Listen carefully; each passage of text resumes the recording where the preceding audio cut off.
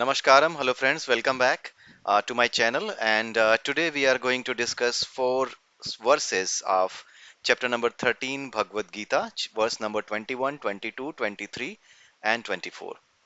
So, as always, before I start this video, I would like to mention few things like if you want to understand Bhagavad Gita or any scripture for that matter, doesn't matter if it is Bhagavad Gita itself or is it Upanishads or is it Puranas, Vedas or any spiritual scripture for that matter.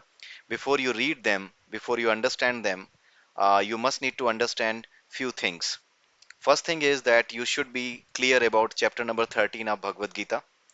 And apart from this, you must be aware about the three Upanishads. There are three Upanishads, which is Kena. There are many Upanishads, but yes, if you are aware about at least these three Upanishads, if you know these three Upanishads through the help of any guru or any, through by any mean, if you have understood like Kena, and there is Mundak, and there is Mandukya. There are three Upanishads. So if you are aware about these three Upanishads, and then also you are aware about the para and apara nature that we have discussed many times. Like the entire creation has two parts. The top one is para, the bottom one is apara. In the apara, we take the birth. We have the life in this apara. This apara is this apara is containing 24 elements and three qualities of the nature: rajas, tamas, and sattva. And on the top corner, on the top one, this is para, which is auspicious. There are no qualities of the nature. There is nothing, and there are no 24 elements. This is all an auspicious, just a pure energy. But here in this upper section of the creation, we all have the 24 elements, and we all have the three qualities of the nature. So this you must need to be aware of, right? And the five layers of the body we have already discussed in the previous videos as well. So those five layers are like, the outer body is your, one, two, three, four, five. So your outer body is something which anyone can see. This is known as the Annamaya Kosh, Annamaya shell. Then comes the Pranamaya shell. Then comes the Manomaya, which is the mind. The game of mind starts from here. And all the lustful thoughts, all the actions and reactions, and our attachments toward those actions and reactions, they are all uh, you know uh, passed by the mind to the inner consciousness, inner conscience, to our inner conscience through this mind, through this third layer, which is known as the Manomaya Kosh. And then it comes the Jnanamaya Kosh, and ultimately comes the Anandamaya Kosh. In the Anandamaya Kosh is the location of your Atman, your soul, right? Your soul resides in here. Until you reaches here, you will not be able to find your soul. You will not be able to convert your energy, or you can say you will not be able to manipulate in your energy in such a manner that your energy level, or you can say that frequency of your energy wave, or your body, or your soul has become equal to the frequency of the supreme soul, or you can say the supreme energy. So there is a supreme energy that has a specific frequency, that has a specific energy level. We also have some energy level, some frequency.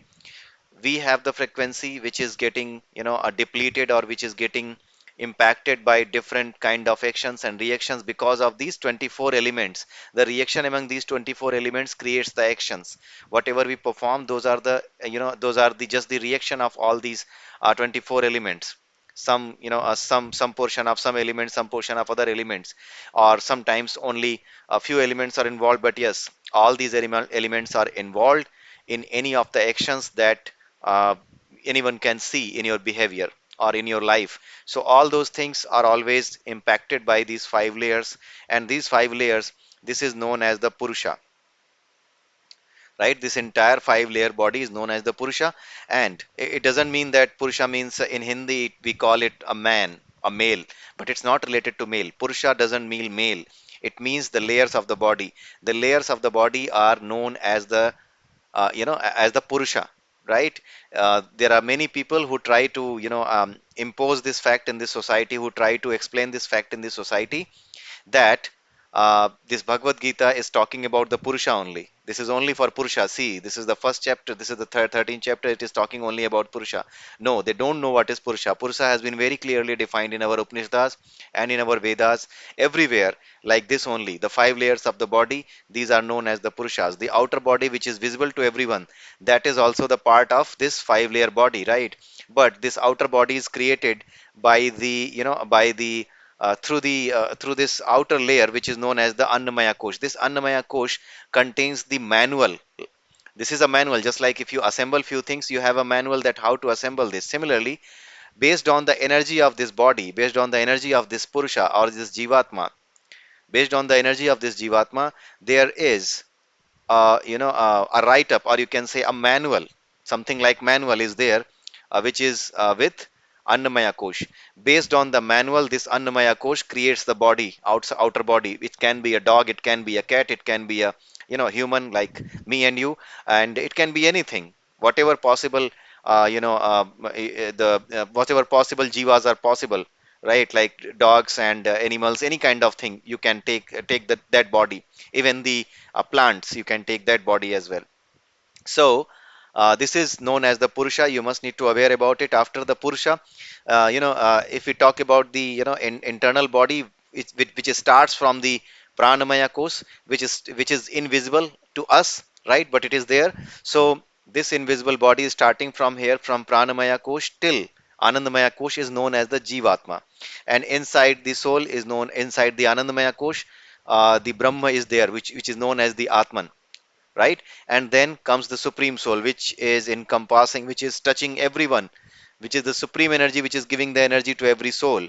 If supreme soul is the fire, then our atman, or our souls are the sparks of that fire, right?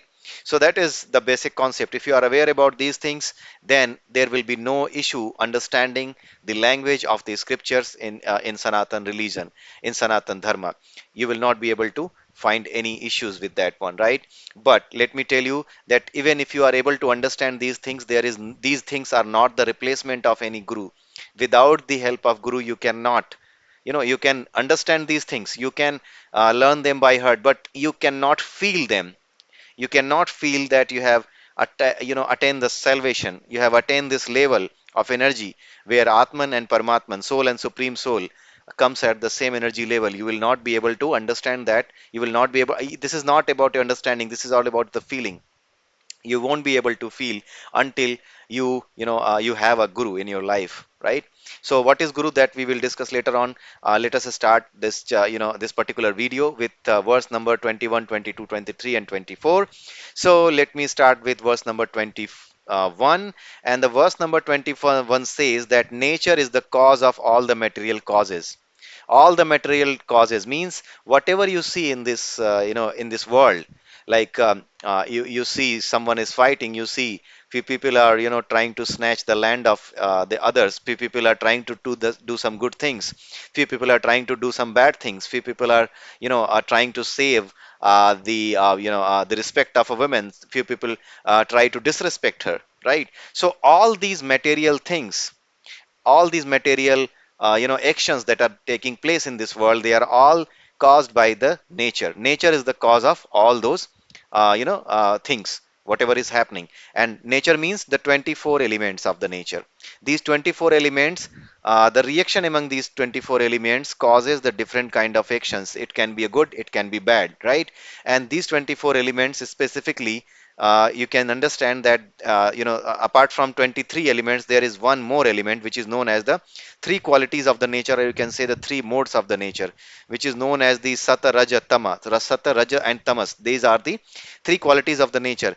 Based on these three qualities, these 23 elements, along with the mind, they react among each other, and based on those reactions, different kind of actions, good or bad, which we think is good, which we think is bad, all those kind of actions are generated from our body. And who is the cause of those actions and reactions?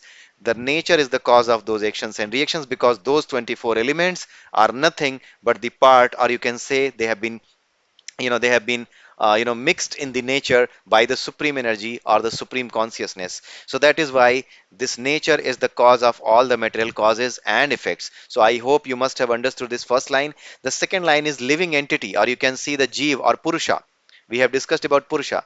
I am already telling you that if you don't understand the Purusha Jeev, you will not be able to understand Bhagavad Gita or any scripture for that matter that has been, that are there in the Sanatan religion, right? So, the living entity like Jiva or Purusha is the cause of various enjoyment and suffering, right? So, what has been told here? The Jiva, or nature is the cause of all the actions that are taking place, but who is enjoying this and who is suffering from this?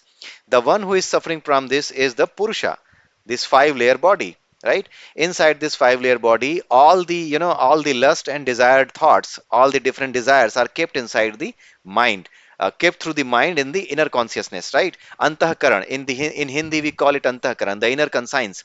This inner conscience contains all the lustful thoughts or all the wishful desires that we can think of under the impression of under due to the due to the impact of these 24 elements.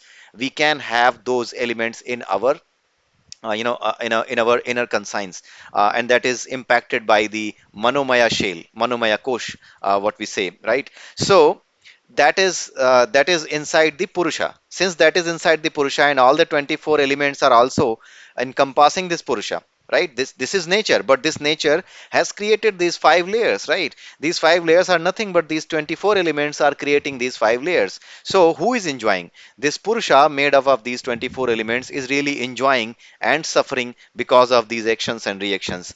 When some action is generated, and based on that action, if we get the favorable results, we become happy. If we don't get the favorable results, we become sad, right? So that is what is happening, and that is what has been told here. Whatever enjoyment and suffering is happening, that enjoyment and that suffering is only because of these 24 elements in the nature, right? Let us go to the verse number 22.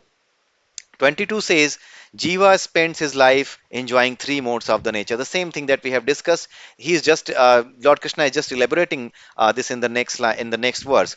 So I would suggest you that you go to the online sources, or if you have any book with you, you go to the Sanskrit verses against these explanations that I'm going to give you, because we I don't have that much time while I create the videos, and I want to explain in a more elaborative manner. That is why I don't want to just recite those Sanskrit verses. So I just start explaining all of them, because we have our target is that we cover the things in more detail, so that things are very much clear to you. Even if you have any questions, you can write down those questions in the comment section. You can always reach out to me. I'm not going to share my number because that will create other problems. Many people have requested the numbers, my personal contact number, but I'm sorry to say that I would not be able to just share that, because apart from these things, I have a different kind of life as well, and I am a software engineer. I am a software professional. So in that life, as well, I have to do the justice with my duties, whatever I'm doing. So just because of that, I have to spend time with that only, that as well, along with these things. So when I spend time with these things, and spend time with my professional life, then these two lives are mutually exclusive. I don't mix both of these. Yes, you should mix your professional, personal plus spiritual life, and your spirituality should superimpose all these things, because spirituality guides you through every situation, whether it's your personal life, whether it's your professional life, every situation it will guide you. So you should take this as a reference, but you should not be careless about your professional life, and that is why I don't want to give my number, right? Once in maybe in future, I may be quitting my job and maybe completely going into the politics, or maybe completely going into the social services, or maybe completely will be getting involved into the service of God. Then in that case, I will definitely share my number, but as of now, I need some personal space while I'm doing my work, the professional work. So that is why I'm not sharing my number, right? So let us move now to the verse number 22. So Jiva spends his life enjoying three modes of the nature. It's basically lives. Lives means one life after the other life. Because what happens that your energy of your Jiva, or you can say these five layers. your energy inside your manomaya kosh, or you can say in your inner conscience, that energy gets keeps changing. And when you die, at that moment, whatever level of energy you have attained, based on that energy, you will find a new body, right? You know this basic concept that energy only, this is the energy only which gets converted into the matter, right? Energy is converted into the matter, and when matter, is destroyed, then energy is released. So that is something is happening throughout the universe, with respect to us, right? We are getting, getting new life, and spending that life, and then, get we are dead, and then we get some other life, and in that life we again start doing the things, right? So new things, and it starts from wherever we have left, right? Because those seeds of lust we have sown in the previous life, and based on those seeds, the new set of actions are generated again from the same situation, right? From the same location, from the same status quo, we start again, right? So with the help of knowledge, with the help of jnana, with the help of bhakti, with the help of jnana yoga, karma yoga, everything, whatever we want to take in our life, based on that, we start living a spiritual life, and then we come out of these things, right? So that is what Bhagavad Gita explains all about, right? So in verse number 22, the jiva, or you can say the soul, through this jiva, or you can say the purusha, it is enjoying all the things from one life to the other life, whether it's good thing or bad thing, whether it's happiness or sorrow, everything it is enjoying through you, right? Through this body, through this purusha, right? So this is nothing but the reaction of the nature's 24 elements. Whatever good and evil comes, those are all because of our lustful desires, and because of those lustful desires, whatever level of energy we attain throughout our life, and whatever energy level we have at the time of death, that decides the next life, right? So that is what Bhagavad Gita says in this verse number 22 of chapter number 13. Now we come to the verse number 23. 23 says that although this soul, or you can say this jivatman, or you can say this purusha, whatever, everything now, like, right, like, uh, you know uh, what is Atman, what is Jivatma, what is Purusha, what is Paramatma, all these things, through those five layers of the body, you have understood, right? So now here 20, in verse number 23, Lord Krishna is saying that although these five layers of the body, which is known as the Purusha, they are enjoying and they are suffering because of their actions, and those actions are the result of the reaction among those 24 elements, right? But there is another super enjoyer. Apart from soul, we have discussed the same thing in the beginning of this video, that apart from the soul, there is a supreme soul. That supreme soul is the reason for all the elements, all the 24 elements. He has put those elements. He has those elements in this nature. And since those elements are in this nature because of him, so he is the real actor, right? If you have ordered something, suppose in year 2016, Narendra Modi, our PM, beloved PM, Narendra Modi ordered that yes, all the old currency of 500 and 1000 currency, that will be obsolete now. That will not be just be a piece of paper, nothing else. So what happened? He ordered, but people, rest of the people of India, they were going to change the currency, they were going to the banks, so they were looking to be doing the things. The common public was looking to be doing the real thing, but who was the real actor? Who is really acting here? The real actor was Narendra Modi itself. That is something has been told here as well. So Lord Krishna is saying that although these purushas are doing performing their actions because of the reaction among those 24 elements, based on their lustful thoughts, based on their lustful desires, but still there is a supreme soul, and he is the reason of everything. He is the reason of those 24 elements, and he is the reason of all these things. So if someone has attained, suppose you have attained some characteristics in your in your inner conscience, in your in inner conscience, you have collected some lustful thoughts. What those lustful thoughts will do, those lustful thoughts have certain nature. And what is the, and who has defined that nature, who has given that nature to those lustful thoughts? This supreme soul, this supreme energy has created the nature of those things. This supreme energy has created the nature of lustful thoughts, that yes, if you are under this lustful thought, then this lustful thought, or you can say if this lustful thought is under the impression, under the influence of Sata, Raja, or Tama. There are three modes of the nature, Sata, Raja, and Tama. Based on the mode of the nature, whatever mode of nature you have acquired, that mode of nature has certain rule. That mode of nature has certain machinery, you can say. And that machinery has been set by the God himself, by the supreme energy itself. Since that supreme energy has already defined the nature of these modes of the of the nature, right? The real characteristic, or the real character of these elements has been decided by the God, right? By the supreme energy itself. So if you have collected those things inside your inner conscience, then what will happen? Those elements will work as per their machinery. If you have put something in your machine which can cut your finger, or which can cut anything which you put in there, then it will cut, it will not leave you. Doesn't matter who the hell you are. If you put your hand inside the inside the fan, then your finger will be cut. You will get your finger cut, right? So because that is the character of the fan, the blade of the fan has that character. It will it will make you it will cut your finger, whatever you put in there. It will hurt you, right? So that is the character. Similarly, every element has a certain character, and their group also creates a certain character under a lustful thoughts. Under a lustful thought, these set of elements creates a certain character, and that character has been defined by that supreme energy. So that is what has been written here. Still, there is another super enjoyer. He is the super enjoyer. He is available to everyone, and he is available to give order. He is giving the order. And how he is giving the order? By, if you suppose if you create any machine, and in that machine, yeah, suppose you have created a there is a clock, a wall clock, right? In that wall clock, what has happened? There are certain there is certain machinery.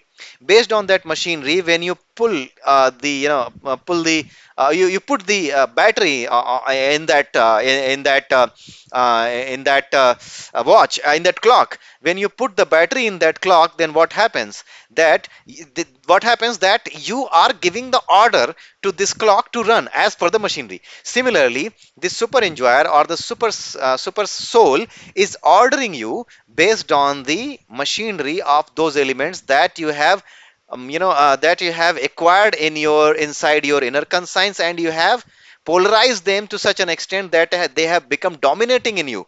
So based on those dominating elements, based on the character of those dominating elements, you will be able to perform your actions. So indirectly, that supreme energy is, so this is a metaphoric language, please try to understand. So that particular energy, that particular thing, that particular supreme energy is indirectly ordering to do these things. And that is why it is told that God is doing everything, God is suffering everything through you, God is enjoying everything through you. So this is the metaphoric meaning of those lines, right? This particular scripture, which we say Bhagavad Gita, or you can say any, especially the Puranas, they are full of metaphors. If you don't understand the metaphors, you won't be able to understand these scriptures. Many people say that why it has been written in such a metaphoric way, why Lord Krishna, or why the poet doesn't write the things directly. Come on, man, if the poet writes the things directly, then how he will be called poet? Poet, the beauty of the poem is in its in its metaphors. So how can you think that anything can be said right away? So people will say, those who are poets, and those who are those who are sages, or you can say those who are the gyanis, they will not say the things in direct language, because that if you say something in the direct language, that doesn't impact that much. Sarcasm. What is sarcasm? You don't say anything directly. You just sarcastically make a comment. You are a poet. If you are able to make sarcasm, you are a poet. So that is what has been done by the our our ancient rishis, our ancient sages, right? So that is what has been done, and that is how you need to understand the verses of the Bhagavad Gita. So I hope this particular verse 23 you must have understood now. Even if you have read this verse in your life earlier as well, then now you must have understood what is the real meaning of this, this verse, right? So be with us. This channel is for you. This channel is for all of us. If you have something, if you want to, share something, just share it in the comment. Just tell us. This is all about, the Sanatan religion. This is all about, enhancing our Sanatan religion throughout the world. So doesn't matter if it is my channel, doesn't matter if you get the knowledge from, if you get the things on the other channel, just enhance it, just promote it. Any channel that is serving the Sanatan religion, Sanatan Dharma, just promote it, right? Because this is the high time, this is the right time to promote these things, so that things in the society become more clear, and whatever wrong is going on throughout the world, that should be, that should be removed, that should be handled with care, handled with right attitude, right? So that is why Bhagavad Gita is important. Let us see the last verse of today, which is 24. And this verse says that whosoever understand these three verses on the top that we have discussed, those who understood this reaction among various qualities that we have discussed and elements, 24 elements in nature, will get salvation. So this particular verse is saying that if you are able to understand this, and if you are able to feel this through a guru, right?